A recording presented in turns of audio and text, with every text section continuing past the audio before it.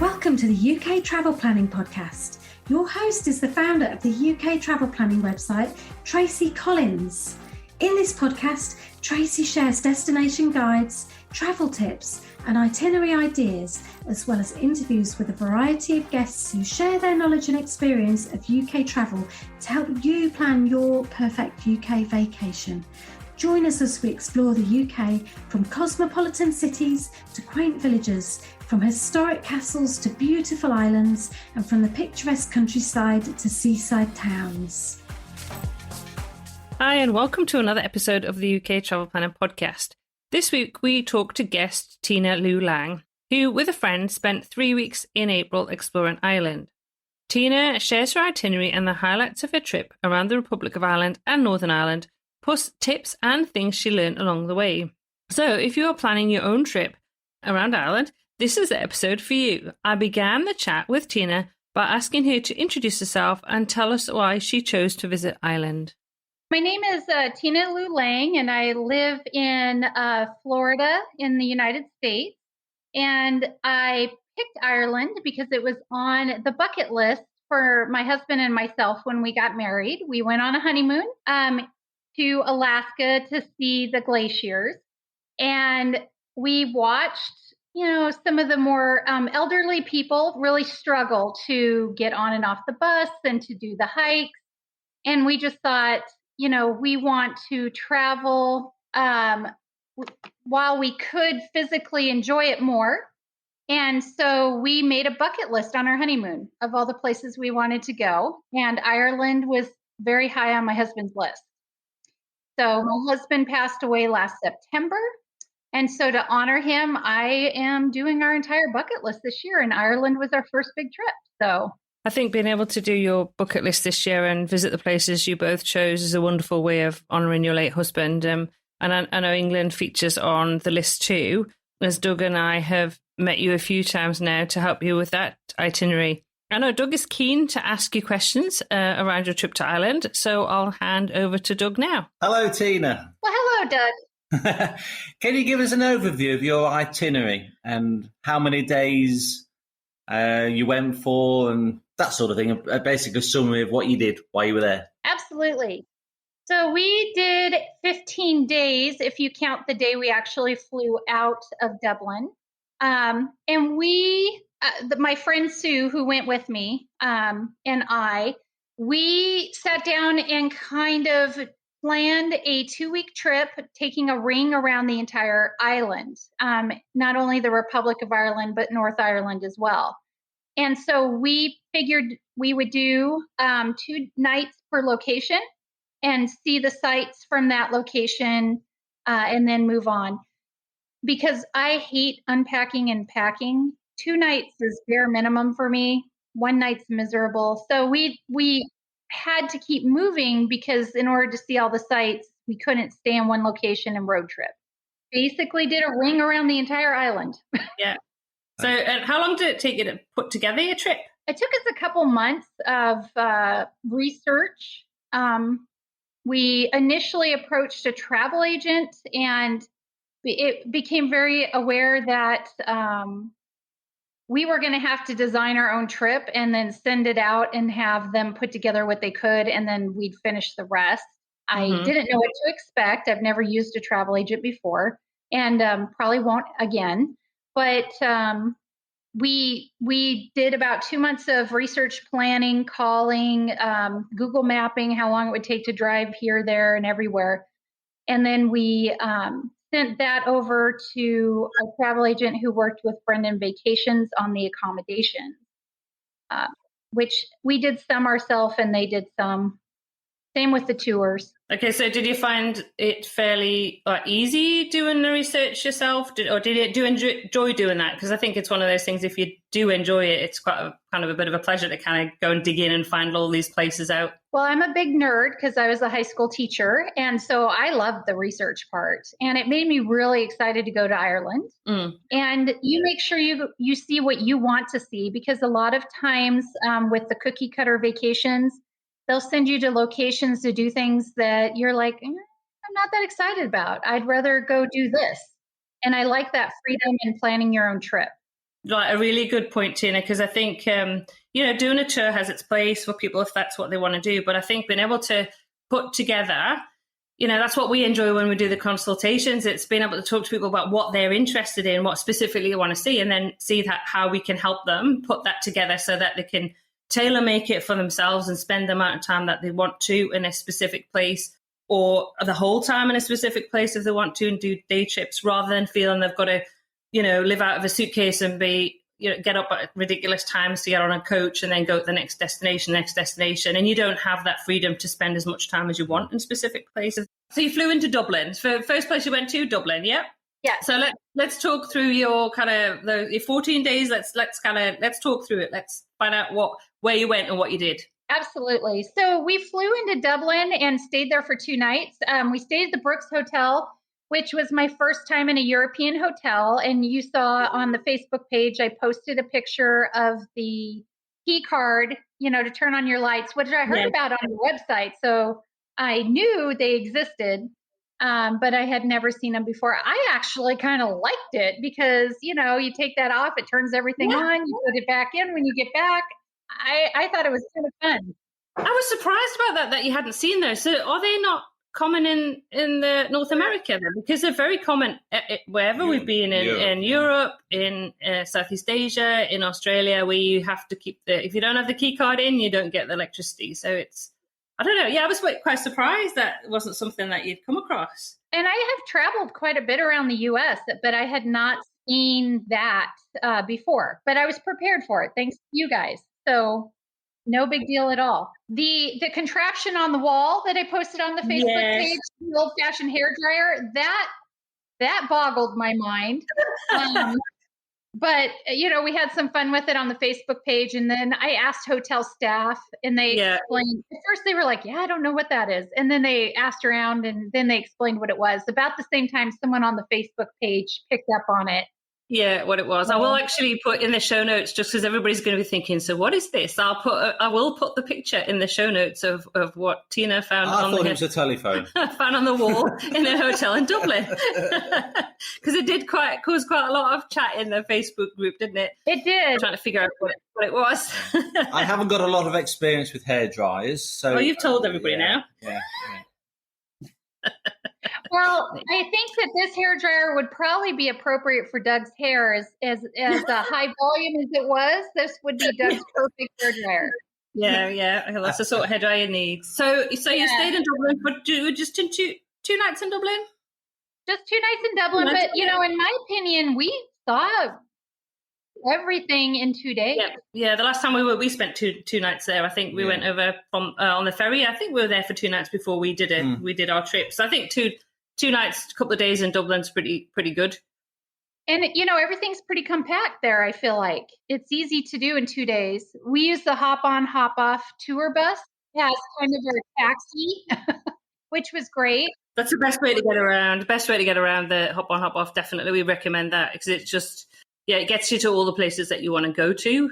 So why not use it? I kind of liken it to the bus on Harry Potter that he gets on. You feel like that sometimes driving in those little narrow streets. But yeah. It was a beautiful sunny. Well, it was sunny the entire time we were there pretty much.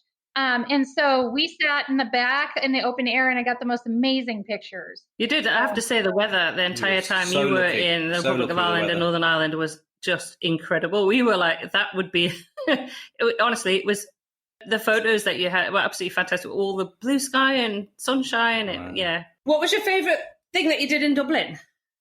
I would say that the Book of Kells was probably my favorite, but I also really like the archaeology museum. It's not very big, but again, years of high school teaching, I had learned about the bog bodies and they are on display there. Yeah. And I was super into it. Now, my friend is very squeamish. And so looking at mummified bodies is exactly the opposite of what she considers a good time. So she politely bowed out of the last two in the exhibit. But I've pretty much wanted to see those my entire life. So I was pretty excited. Now, half the people that tuned into this podcast just switched off because they're like, oh, nerd. No, I think half of it were going, I really want to go there and see that. So I have to mention the Guinness? Because you did go and have a tour around the Guinness brewery, didn't you? If we were going to get COVID, it would have been there. It was completely packed to the rafters. Really? Wow. But I feel like you have to go. Like it is the staple thing to see in Dublin. Yeah, yeah. And obviously, I know you can't actually drink it because you've got allergies. But they make a cider. Yeah, I see that. I got really excited about Irish cider. I had a good time. I saw the many different types of cider as you travelled around. So that was good that you were catered for. You're now leaving Dublin. So Dublin, obviously, you can get around on hop-off bus. You can walk around, but actually getting out of Dublin. So when we did it by train, but I know which was very restrictive for what we could do in Ireland, but you didn't. So do you want to talk to us a little bit about how you got around? We actually rented a car and drove, much to the dismay of most of Ireland. It took us a couple days to get used to driving on the left side of the road. Yep. Because the roads are so narrow. Yeah. And we had a couple of what we thought were Mother of God moments where oncoming traffic, we didn't think there was enough room. We found out there actually was, but we got passed by a garbage truck, which was pretty big. Literally, we're screaming in the car. Like, I'm sure they went home and told their families, "Oh, you wouldn't believe these tourists we passed." And then we laughed hysterically for like 10 minutes because we survived it. So yeah, some of the roads are pretty narrow, aren't they? So we were on roads that I'm like, is this an actual public road? Is this a sidewalk? I mean, their roads are so narrow that they're one way and you have to pull off and make room for other people. So you need to be this is why I didn't see a lot of accidents. You have to be very proactive when you're driving and, very aware and very cautious. And by the end of the trip, I was driving like a Irish person. It was terrifying my friend. So for safety, then you'd recommend hiring a tractor instead of a car? Is that right? Maybe. So where did you drive to? You left Dublin. So where did you off all these windy roads? And we didn't go. What probably was the usual tourist route because we really had to pick and choose in 14 days what we did. So we went straight to Kilkenny and then down to Kinsale. Kilkenny's really cute. We wish we had more time there. I didn't really understand fully what all there was to do in Kilkenny. We had a lovely lunch there, but there's tons of shops and then there's a castle right downtown. And all these things to do, which we promptly, of course, tried to do. And then I'm like, oh, gosh, we got to get in the car and keep going. Because it took us like twice as long to get there as Google Maps said, because we were driving super slow because we weren't used to the roads. And so that was one thing to keep in mind if you're learning to drive on the left. And especially in Ireland, I feel like Great Britain's roads are a little wider, possibly. Depends where you are. No, it depends where you go. Yeah. When Google Maps says it takes an hour and a half, we were adding at least half an hour to our drive time estimates to make sure we got there on time. Yeah. Because we went, it took us a few days to get up to the speed limit comfortably. Driving. And so that's something we did not anticipate. That's something for if you're going to drive in Ireland, you'll be fine. Just make sure the first couple of days you pad your driving time, which I did not do. So we were kind of rushing. Yeah. No, that's a really good tip. So, so talk us through. So what day are we on now? Day 3, 4? We're on day 3. We went to the Rocky Cashel, which was awesome. And that graveyard is still being used by the community, which I thought was fascinating. There are recent burials in there, like 2016. Okay. Yeah, which I thought was kind of cool. But we did enjoy that tour. There's nothing else to do in Cashel besides the Rock of Cashel. So it doesn't, you do the tour and then you can move on. Yeah. And then we went down to Kinsale, which is the most adorable little coastal town ever with the cutest shops. And So usually how we did it is when we travel to a new location, we would try to eat in the hotel the first night because we're usually so exhausted by the time we get there. We didn't want to go try to find something else. And so another tip, we learned that you have to call a couple weeks ahead of time and make reservations in all the hotel restaurants, which is not something I'm familiar with in the US. And maybe there are places you do, but not where I've been. And so we found out really quick that we weren't going to be able to eat in a lot of the restaurants. We ended up eating in the bars in the hotels because the restaurants were booked. Yeah, yeah. I know that's something that we do get asked that quite often. And I kind of, I don't know, it'd be interesting, obviously, because the last time we were in the UK was 2020. So how things have changed post kind of COVID in terms of making reservations for restaurants and things. So we've, for our trip around England and Scotland, we have made reservations for restaurants we really want to go to.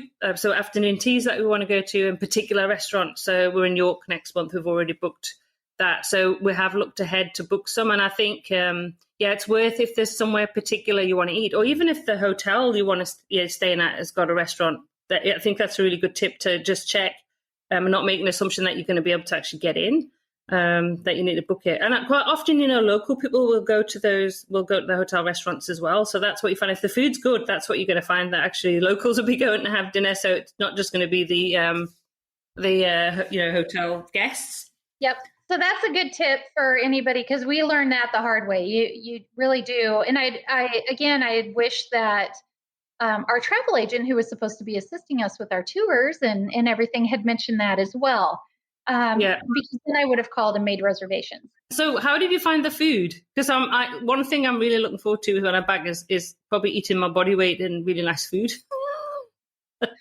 Well, I love the seafood, lots of amazing seafood everywhere we went. I remember, though, we went along the coast almost the entire trip. So we were along the coast most of the time. And then I tried some of the traditional Irish stews with lamb and with beef. Now, my travel companion did not care for the lamb, but I liked it. But I've had lamb before. And I also have food allergies, extensive ones. And I know that was a concern of mine when I left. And I've heard other people voice that on the Facebook page. And Ireland was very refreshingly prepared for that. Almost every single menu had a food allergy key. They didn't list the ingredients of the meal so much as they just put in what it has or doesn't have. That made it super easy to try to pick something that probably wouldn't be an issue. And then they'd go double check with the chef and then they'd come back. But the allergy key on there, we don't see a lot of that in America. And that was like a local pub would have one on their menu. Yeah. You'll find that actually wherever you go. And that's something that when I've spoken to other people who've recently returned as well, that who've got food allergies, is that the information that you get in the UK is like really good in terms of being able to know what's in what you can and can't eat, or at least give you an indication to help you to choose things that are going to be safe for you to eat. So that's good. Did you have a favorite meal then? Did you go, was there something particular you went, something, I'd go back to Ireland for that? Something with cabbage, possibly, in Ireland. Irish bacon. I would swim to Ireland for Irish bacon. It's like ham and bacon got together and had a baby. Yeah. My niece had told me about it because she went to Ireland and she was like, you have to try the bacon. And I'm like, okay, I'm not a big bacon eater. I don't eat bacon normally. I ate bacon like almost every day I was in Ireland. I'm sure my cholesterol's up. But it's so good. Oh, absolutely. Absolutely. Well, I'm looking forward to gammon steak, which is another kind of thing that we don't get in Australia. I don't know if you get in the States, but that's basically like bacon, but like on steroids. It's amazing. It's thicker and just really tasty. Okay, so where did you go? So all of this was kind of self directed. You didn't do any tours at this point, because I know you did join some tours, but were they more like just the day tour type that you went out on? Well, in Dublin, I did get your guide through your site for the Book of Kells, and that was excellent. They did the Book of Kells in Dublin Castle. Guinness does their own tours. The rest of it was kind of self-directed. Mm-hmm. And then when we get to Kinsale, we were still kind of self-directed at this point. We went to Cork for the day. And if you have not been to Finn St. Bar, that cathedral is off the chain. Like, the guy who designed it was probably a lunatic, but it's like amazing. Really? It is like you go in, it's because it's not that old of a cathedral, but the way it is just unbelievable. It was one of the coolest things I saw in Ireland. Oh, wow. Okay. We're going to have to check that out. That's one of your favorite whole experiences, the whole trip there, was it?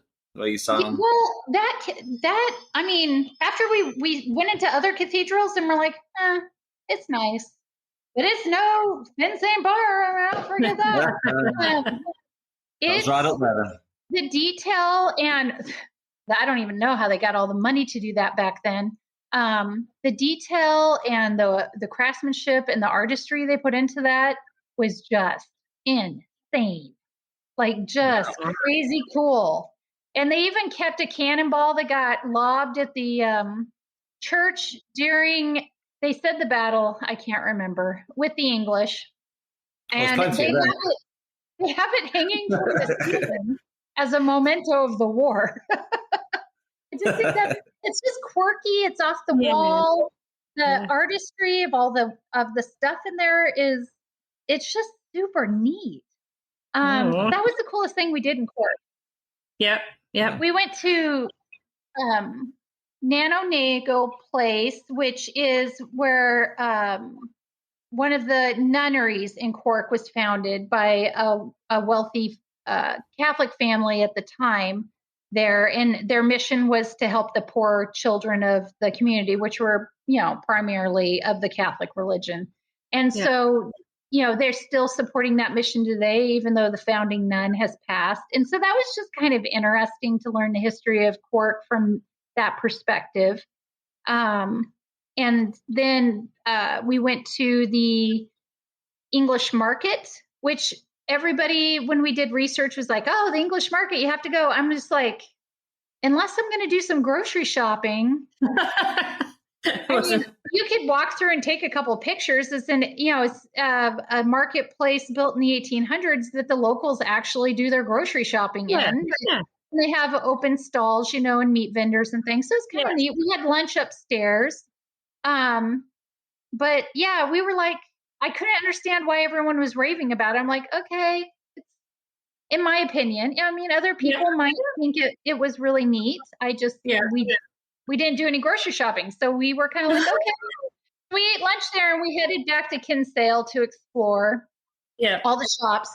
Kinsale's full of independent craftsmen. There are at least 2 purse makers. They make purses right on the premises there, which I thought was very intriguing.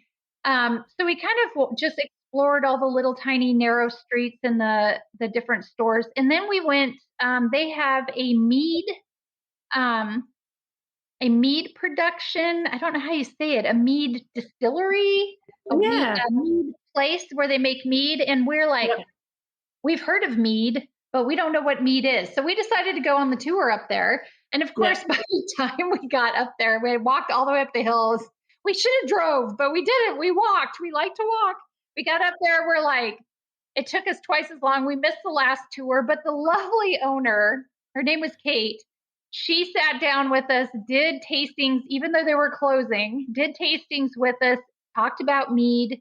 And it is basically a type of wine distilled from honey and fruit. And it was really good. And she said, it's really easy to get really awful mead and never want to touch it again. And she goes, you got to be careful. But it was really interesting. So that was kind of a fun thing that we did that was a little off the wall, but we were like, oh, why not? Let's go. We like to do off the wall things sometimes. Well, if you're going up to, when you're in England, if you're going up to the holy island of Lindisfarne, you can try Lindisfarne mead up there, because that's somewhere else that they make mead. So if you want to try it again, try some Lindisfarne. That would be a good place to try some Yeah, I'll keep that in mind. I better write this down. No, I'll give you that tip. Okay, so where did we go next? Okay, so then we went up to Dingle on the Dingle Peninsula. That was probably our top 2 locations. Was Dingle. We love the town. We did the archaeological tour with an actual archaeologist, which was kind of the cool part. And his dad was an archaeologist, and they both grew up in the area. So they were extremely knowledgeable. He was a teacher, and then he retired to do archaeology full time and research and stuff. And so we did the whole Dingle Peninsula, and we went into like old monastic ruins, which I didn't know what that meant, but that was pre-Catholic influence on the island. It was Christian before the Catholic Church came to Ireland. So it's like really old. And those were the very highly educated people. And then they went into Europe to spread Christianity, which I was fascinated. I had no idea. And so we actually went into one of their, they call them oratories, but it's like a little church. It's still standing. They built it and it's still standing. It hasn't been reconstructed or anything. We went into that. It was super cool. And then we did some of the stone huts that a farmer had on his property. And the farmer said he makes more money charging people to pet lambs than he does for people coming to look at the stone huts.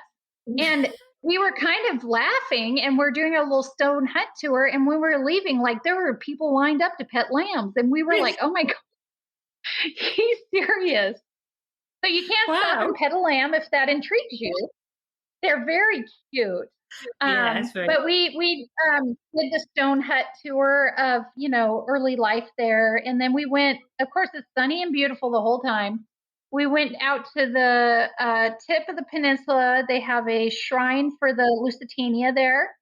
Yeah. And they have a pull out that you can park. And then we just stood there and looked at the Blanket Islands and watched, seals and dolphins. It was just like magical. But we had a really good time on that. And then we went back to Dingle. They were having a big festival there for a bike tour. So the town was packed with people, and we just kind of explored. And then we asked around about a pub that would have traditional Irish music. And we went to the Dingle pub. And they were supposed to have traditional Irish dancing, but something went sideways because the guy didn't show up when he was supposed to. But we had a really good meal there and a few drinks and listened to a lot of singing. And there was a ton of locals in there just packed in. Enjoying I think it was a Saturday night, and it was a lot of fun just to kind of observe, like entire families would come in and eat, it was pretty cool. They have a waterfront hike there in Dingle, by the way, that you can go look at an old castle, and it's through a farmer's field, but it's along the waterfront. And there's some locals out there walking it. And that was really cool. Just, you could go from our hotel there. We stayed at Actions. Oh, wait, is that the right one? No, that was Kinsale. We stayed at, the Dingle Skellig Hotel and Peninsula. And it was a good location. Yep. All right. So day 6 or 7, we go to Doolin because we wanted to see the Aran Islands. And this one, we did a B&B, which that's pretty much all that's in Doolin are B&Bs and pubs. That's pretty much it. It's a very tiny town with lots of tourists. You spend a lot of time in pubs. I have noticed this. Do you notice there's a theme? The underlying theme here of pubs, alcohol. We're trying to experience the culture, Doug. Of course. My apologies. I was having to sample the cider, the local ciders. We have to sample, don't we? Yes. I don't know how else to do that, but go to a pub. Exactly. I'm totally with Tina. So we did go to a pub, Gus O'Connor's, and they had I put a little video clip or a picture, I think, on Facebook about it. They did have a group of local musicians that were in there. They go there every week and they were playing, and it was great. Yeah. So we really enjoyed it. And honestly, I can't say that, at least in the Republic of Ireland, I didn't get a bad meal. You know, I tried traditional Irish foods, a lot of potatoes. You have to like potatoes. Yeah. But I tried a lot of traditional dishes and then a lot of the seafood, you know, different, you know, fancy chef seafood dishes and stuff. And they all were good. Oh, that's good. So, yeah, we just I got lucky or I don't know, but it was, I didn't have a bad meal there. Do they push the traditional food throughout Ireland? You know, the more local food and the traditional meals, is that sort of top billing on the menus? In most of the pubs, yeah. I mean, some of them had some seafood stuff if they were along the ocean, which most of our tours were. So that was it. But they always had the Irish stew with the lamb and the potatoes and carrots. Actually, the best one I had of the entire trip was in Dublin, shockingly enough, at Duke in Dublin. I don't know what they put in it, but it was just amazing. I tried it at a couple different places, and they were all good. But the one in Dublin was just awesome. We'll get that. We'll put that on our list. Excellent. Okay, so where are we off to next, Tina? We are off to from Doolin. We only stayed one night because there's not much to do there. We went to the Aran Islands, which was really cool. Actually, we went to the smallest one. Because that's all the time we had left by the time we got there with our driving. And then we did the Cliffs of Moher tour, which was, I'm going to be very bluntly honest. Everyone's like, oh, you got to do the Cliffs of Moher. And this is me kind of bucking that you don't have to do anything. I was a little underwhelmed. I was like, okay, the Harry Potter cave was like the only thing I thought was cool about the Cliff of Moher. And we did it from boat, which I thought was cool because you actually get to see the cliffs, and I'm afraid of heights. So that was a better option for me. That was cool. And like we walked by an old guy. We were on one of the last boats on the island. We're leaving, and an old guy was walking with his cane, and we're like, hello. And he said something in Gaelic, which I'm pretty sure is like, oh, freaking tourists go home. He was like, I said, oh, he goes Gaelic. I didn't understand a thing he said. And she goes, yeah, I think it was Gaelic for go away. Well, Doug wouldn't have wanted to go on that boat trip because he'd get seasick. So he would have just been on the cliffs and waving at me on the boat. That was a good day for Doug to go. Very calm. Very calm. I get seasick crossing the river. Yeah. You get seasick looking at a boat. True. But yeah, I was underwhelmed with Cliffs of Moher. I'm going to be, I hate to crush people's dreams, but I mean, go enjoy it. But there's way better things on the island that I think don't get their just dues. And we'll talk about that later. Yeah. Purple. So then from there, we headed to the magical place of Ashford Castle in Cong, the Republic of Ireland. And I requested to move in as a permanent resident for free, but it was fine. So kind of how I travel, because Tracy and Doug have seen my itineraries I'm putting together for my other trips. I usually do like Airbnbs and like B&Bs and, middle of the line hotels. And then I'll splurge for a couple nights and something fancy. So this was our something fancy. And if you can splurge, I would do no less than 2 nights because there's so many activities to do at the estate that you could easily, be busy for days. Cong itself, the village is very tiny. There's one store, there's one pub, and it's not open all the time. And that's where the cash machine is. So you can only use the ATM when the pub is open, but it's not open every day. We never actually went to the pub. And there is the Quiet Man Museum. They filmed, and I can't remember the year it was done, but a John Wayne film there. I think it's about 1949. John Wayne and Maureen O'Hara. Yes, they filmed it, most of it there. I've seen it a couple times because my dad was a big John Wayne fan. They have a museum, which they're really struggling to get people to come to the museum because the general population is aging out of knowing the movie. Like my friend who went with me is 10 years older. She'd never heard of it. Doug would know, he's a black and white film is it black and white film? Yeah. Black and white film aficionado. No, it's not black and white. No, Is it not? No, it was made in Technicolor. I expected it to be black and white because he's such a black and white movie buff. You really are. You know everything about black and white film. So yes, and he likes that film. So he knew all about that. Yeah, well, I've seen it a couple times too because my parents have watched it. Yeah, and so we watched it with them. So I thought it was really neat, and I think it's kind of sad that is their major tourist pull, and it's starting to kind of phase out. And like they've closed their tourist center because everyone goes to the castle and they don't do anything else because there's so much to do at the castle. But they have a beautiful abbey there, and you can walk the grounds. They have wonderful walks, nature trails all around the town. Really cool stuff. Yeah, so the castle looked absolutely amazing. The photographs that you sent, I'll have to say I was very jealous. I was like, yes, I'd like to transport myself there right now. The rooms really do look like a movie set, is what my sister said. She's like, oh my gosh, you look like you're on a movie set. Or no, I guess that was my friend from college who said that. She goes, you look like you're in a movie set. And they overlook a nice lake, or a loch as they call it. And the estate has several acres. They have horseback riding, hiking, skeet shooting, golf, zip lining. I can't even begin to tell you, wine tasting classes, Wow.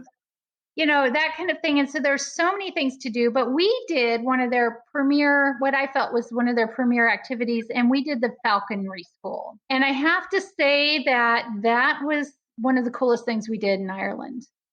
The people that run it are obviously trained biologists. This is what they do for a living, but they teach you how to do it. And you walk through the woods or through the castle garden, depending on where they take you. We had Harrison hawks, and these beautiful birds are flying through the trees with you and following you, as you go. And it's pretty amazing. Now, again, my friend had a lot of fun right up until the end when we fed them their full meal at the end of the thing. And so she's a little on the squeamish side with that kind of thing, but she's a trooper. She didn't say a word. She just went through it. But afterwards, she's like, oh, that's so gross. Because you feed them like, what they eat, like a mouse or whatever. And so I was a biology teacher. It didn't gross me out, but she was a little grossed out by that. So if it's something that bothers you, you might want to think about it before you sign up. But I think she would have done it again anyway. I think it just kind of grossed her out a little bit, but she definitely enjoyed it overall. That's great. How long was that for? How long did that take? Was it in the morning that you did that?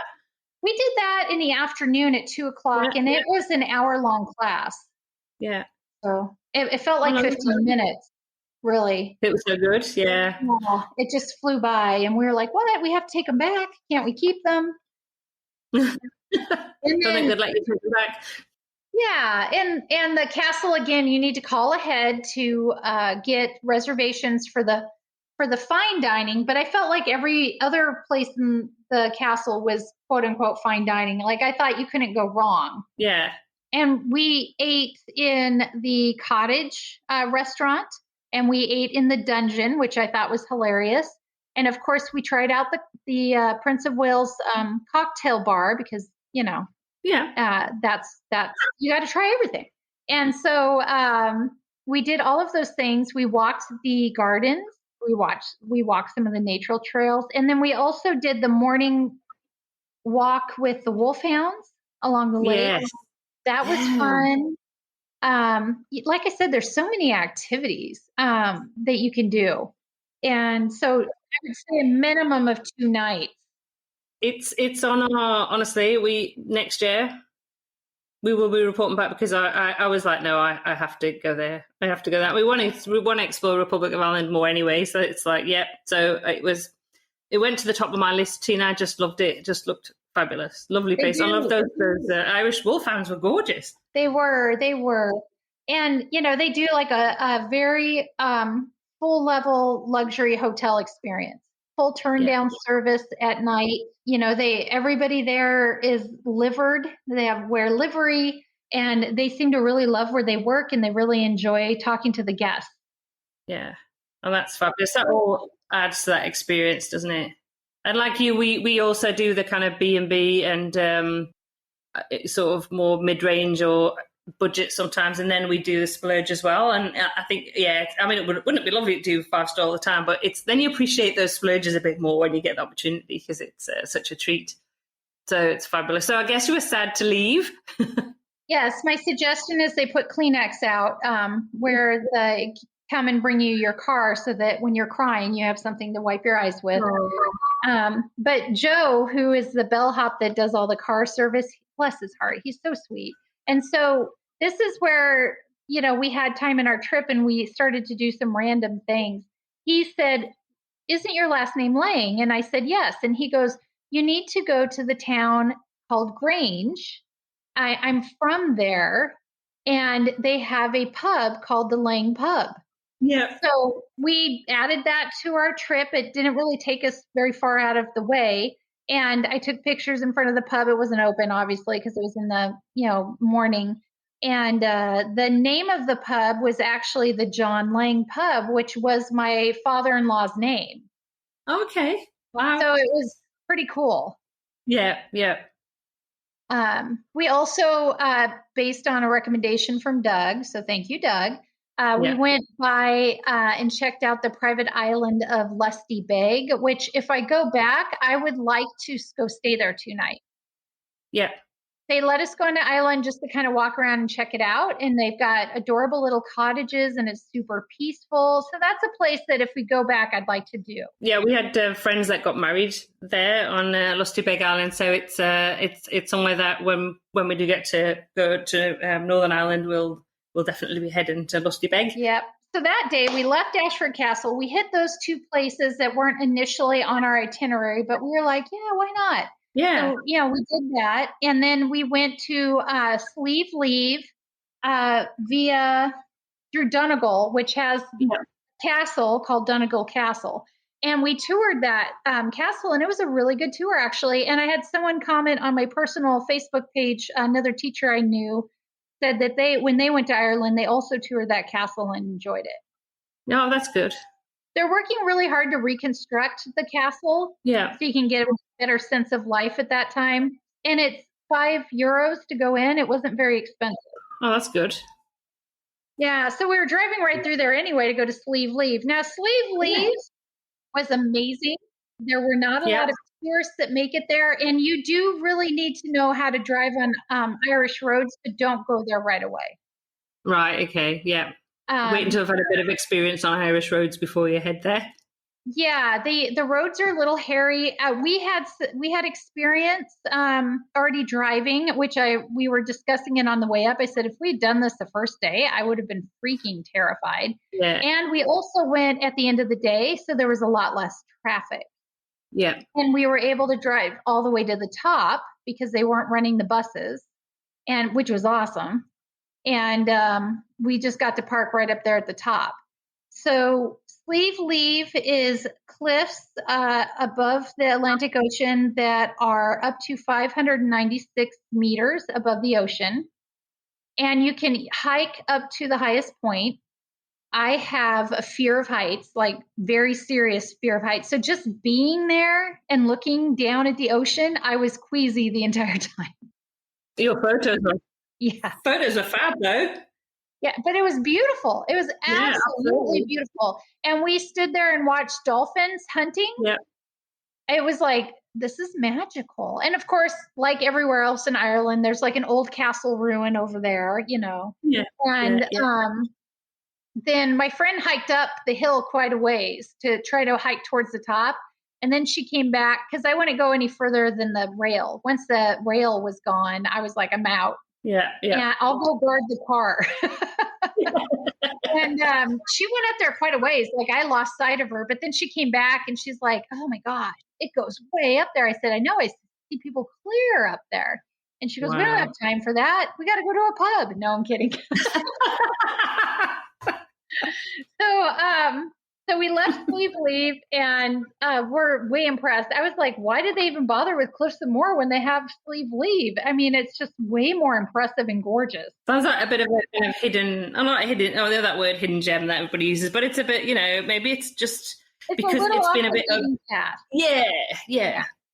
I think a lot of people talking to other tourists, a lot of people come to Dublin, they go around to like Dingle Doolin, do the Cliffs of Moher, and then drive straight back to Dublin and leave. Yeah. And they don't really do that northwest. Oh, Glasgow. They go to Glasgow, and then they drive right back to, not Glasgow, Galloway. I don't even know what country I'm in right now. Glasgow's in Scotland. You had me a bit confused there, Tina. I was like, no, we've moved countries now.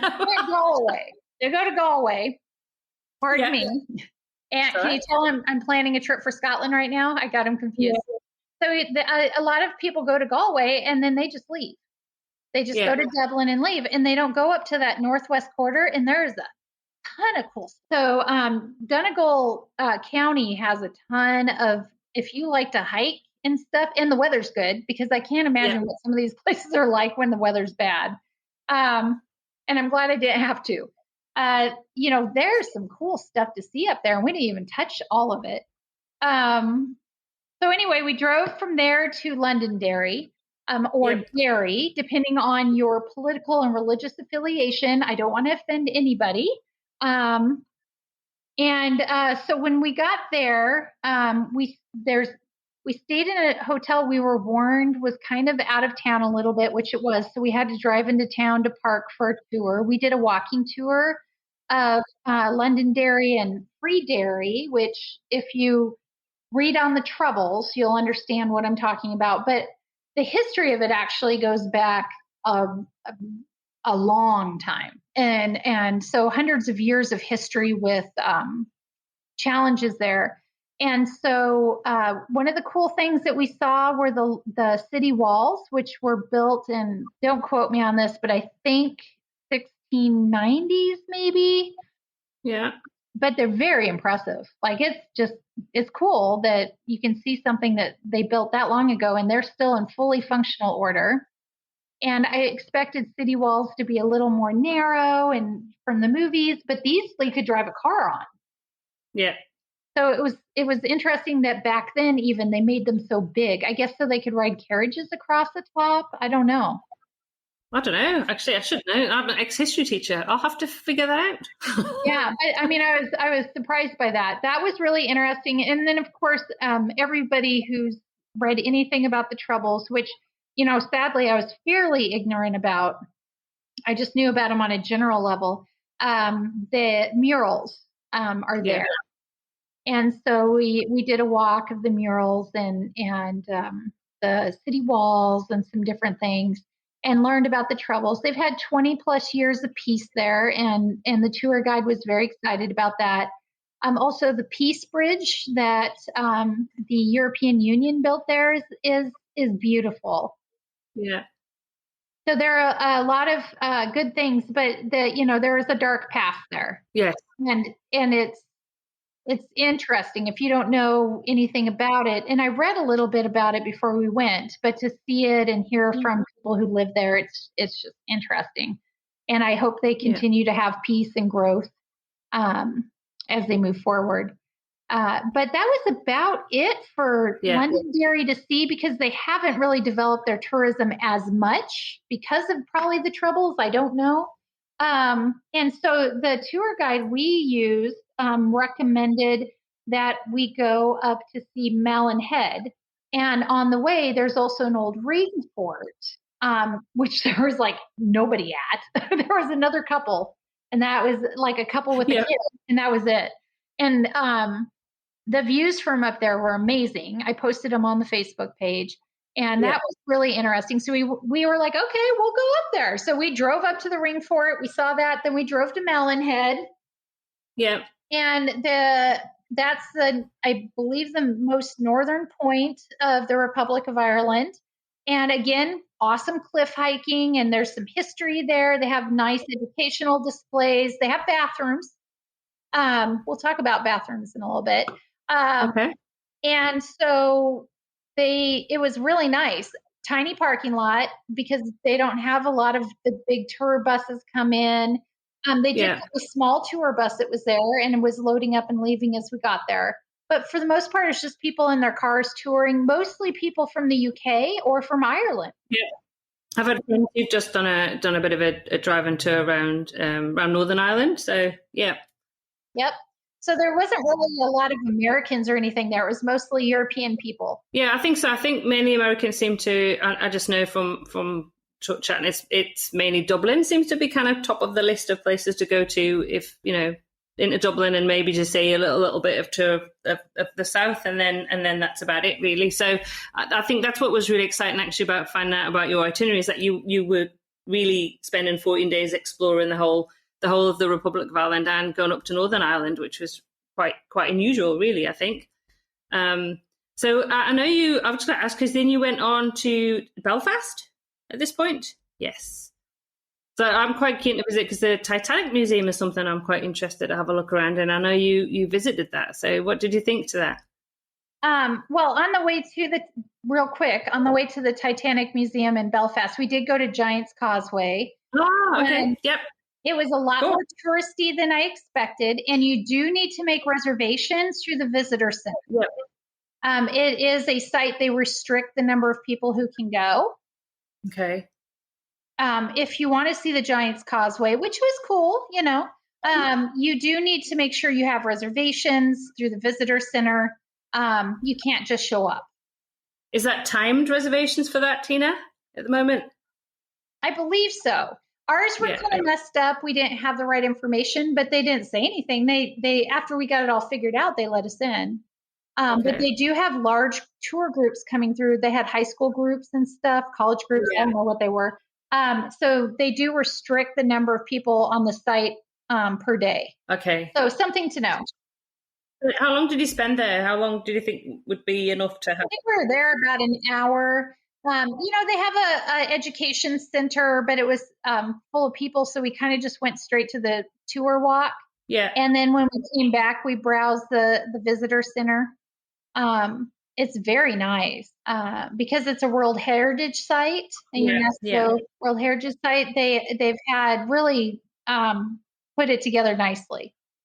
Okay, that's good. Good to know. The reservation bit was what I really wanted to share. Yeah, no, that's good to know. Yeah, because we didn't know. We just thought it would be like everywhere else. You just pull up in a parking lot and go walk it. That is not how it was. No, I think it's probably the number one destination for tourists to go into Northern Ireland would be the Giant's Causeway. It always comes up. Yeah, and it was packed. It was packed with tourists. All right, so then we went to Belfast, and we stayed across the street from the Titanic Museum at the Titanic Hotel, which was actually the offices for the company that designed and built the Titanic. Yes, that's really cool. It's a historical building in itself, and it was really cool. And our room looked over the museum. Yeah. And then, so when we got there, we checked in. There is no parking at the hotel because it's a grade 2 listed building. They couldn't put parking underneath the hotel, so you have to park underneath the museum. So you have to pull into the hotel, unload your stuff, and then go park in the museum underground parking, and then walk back to the hotel. Which isn't that big of a deal. You just walk across the museum, it doesn't sound too far. Yeah. So anyway, but that's something to be aware of. And then the museum, you could spend hours in that museum. I mean, you really could, because if you sat and watched all the films and everything, you would be in there 5 hours. Okay. And I think we were in there a good 3. So there's a lot. Yeah, to make sure that you leave yourself enough time to go and have a good look around. Yes, because you'll get the audio. If you get the audio tour, which some people didn't, and they were kind of wandering around a little confused looking, I highly recommend the audio tour. And there are pictures on the wall, little numbers that tell you which clip to listen to. And then there's pictures on the audio tour machine to kind of coincide with the displays. And then in addition to that, they also have films playing that you stop the audio tour and then sit and watch the film. Yeah. For different sections. So that was really fascinating because they don't just cover the Titanic, they cover the history of Belfast, they cover the history of cruise lines and luxury shipbuilding. So they cover quite a bit of interesting information. And then you also can do a tour of the hotel. It's open to the public. Okay. And that's something a lot of people don't know. And you did see some professional tour guides guiding small groups. I mean, it is an operating hotel, so you can't bring like 25 people in at once. Yeah. But you can bring in a group of, 5, 6, 7 people. And because we were staying at the hotel, they have one of their bellhops does tours of it for, just for the guests. And you can tip him if you want. Yeah. And so he gave us a tour, and it was fascinating. And for those of you who are into the ghost thing, there is a haunted room, a haunted office down there. And I can tell you, the tour guide didn't tell us. We went in and he's like, do you smell that smell? It smelled like cigars and leather. Yeah. And he goes, this is the only room in the building that smells like this. We've tried to air it out. This building was vacant for years. We don't know why it smells like this. And it has a weird vibe or whatever. So we were talking about it with the girl when we were checking out, and she's like, I said, I feel like if you had a haunted ghost in here, it would be in that room. And she goes, well, actually, that room is haunted. She goes, I've set up for meetings because they use it for a conference room. Yeah. She goes, and things are flying off the table and falling on the floor, and they've come in with levels and like check the table to make sure something wasn't wrong with it. So she said, yeah, there is something weird about that office. So there are some people that dig that kind of tour or they want those things. If you do, then there you go. And I think it went down on the Titanic, actually. Oh, okay. So, yeah. Ooh. Yeah, they talk about it in the tour and stuff like that. So anyway, that was good. We also, the day we got there, Downton Abbey opened in the UK. Yeah. Oh, yes. And you went to see that, didn't you? Yeah. And then I gave all my friends in the States like, ha, ha, ha, I went and saw it. And so there's a movie theater right there. They're developing that whole waterfront area. Yeah. And so there's a huge movie theater just down the walkway. And so we just walked down the marina front and went and saw it. So did you enjoy it? Because I haven't seen it yet. Yes. We did enjoy it. And it kind of wraps up some more storylines from the original show. Yeah. Because we're both going to Highclere, aka Downton Abbey, when we're in England, aren't we? Yes. So that's quite cool. I was like, yes, I have to go and see that. So yeah, that'll be good. That'll be good. I know. I'm very excited about that, actually. So anyway, so that was Belfast. We did eat at an Italian restaurant, and it was very good. Some friends who had gone to Belfast several years ago told us about it. Yep. It's called Villa Italiana. Yeah. And it was packed with locals, and you better get reservations. And it was really good. So even though I kept laughing that we're eating Italian in Northern Ireland, but hey, why not? Well, why not? And then how much longer did you have in? One more day. So we drove back to Dublin the next day. Yes. And we went to the Boyne Valley. And there's some different things you can see there. We picked just one because we didn't have a ton of time. We picked two, but we only ended up doing one. So we went to Brunabone, and they have two prehistoric, well, they have three, but they have two open to the public, prehistoric burial mounds there. And one of which you can actually go into, which is pretty freaking cool. And so you go to the visitor center, you can walk through the museum. And they talk about, the Neolithic people and they built these giant burial and they cremated their bodies. So there aren't actual bodies buried in there. Yeah. But they brought the cremated remains in. But we toured a couple of those sites and, like most things in European history, they have multiple use stories. They have Neolithic built, and then everything up to like Norman invasion kind of buildings that they have unearthed around it. So there's a lot of layers of history there. But their visitor center is also very well done. and you take a bus out to the site. So you have to get an appointment with the visitor center. You can't just go out to the site. And then they take you in a bus out, and then they have, park rangers with you. They give the tours and walk you around. But you can walk right up to the stones and touch them. I mean, there's not many places you can still do stuff like that. And so that was very interesting. Again, you were going back to my nerdy theme, but my friend who's not as nerdy thought it was cool too. Oh, that's good. So you were there for 14 days. If you were planning to go back to the Republic of Ireland and Northern Ireland again, what would you do differently? I think we would go south of Dublin and do that coastline bit we cut out. There's a national park there that is slipping my mind right now, and everyone's going to be yelling it at the podcast, but it is really beautiful, and there's some cool stuff to see. I would have liked to have seen it, but we cut it from our itinerary because we didn't have time. And I'm trying to remember what it's called. Yeah. But and I can't think off the top of my head either. And I know we've been down that bit to catch a boat back to Wales, so I'm guessing it'll be down that bit. It's to the east of Kilkenny. I'm going to actually do a map of your trip so that I can share that as well, so that everybody knows kind of where these places are. Yeah. I think that would be really useful to put that together. So you do that. So would you go for longer, or would you just add in a kind of different place, or would you cut some places out? I might have, it depends on the driving distance. I might have cut some places to one day. But I feel like there were so many things I saw we didn't have time to do. I feel like I'd like to go back again for the same amount of time and pick up all the stuff we didn't get to see. Yeah. Because there's just so much to do there. I mean, and that we just did the coastline. We didn't do the interior. Exactly. We met some very lovely people from the town of Moy in Northern Ireland. And they were like, you should come to our town and we'll meet you at the pub. You need to see a non-touristy Irish town.